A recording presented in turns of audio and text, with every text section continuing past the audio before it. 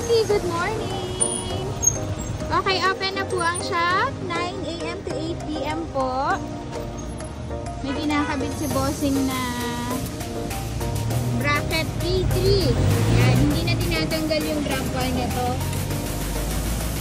K3 bracket. Si Sir from Calamba pa si Sir. Thank you so much po sa pagdayo.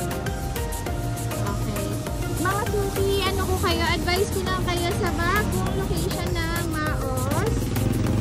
Dito lang kami lumipat sa may Tubigan Toda. Ayan. Yung katapat namin itong Toda ng tricycle dito sa may Tubigan. Ang landmark ay Napocor. Okay, mas madali nang makita. Okay, ayan po. Makikita nyo yung flags namin dito.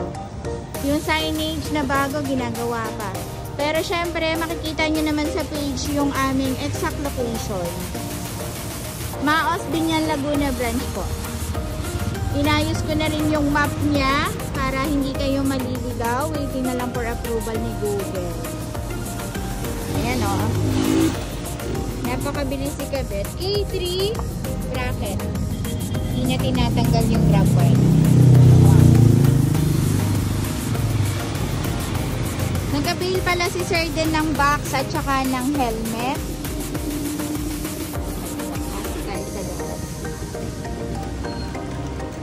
Yan. So, nag-avail si Sir ng H&J na box natin. Yan si Sir. Ang ating early bird client. Ang aga ni Sir kanina. Okay, nakuha niya yung box sa halagang 2,500. Yung ating H&J.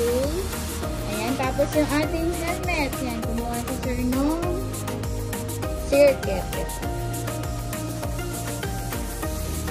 So, sa mga pupunta po ngayon, open po yung store natin from 9 AM to 8 PM.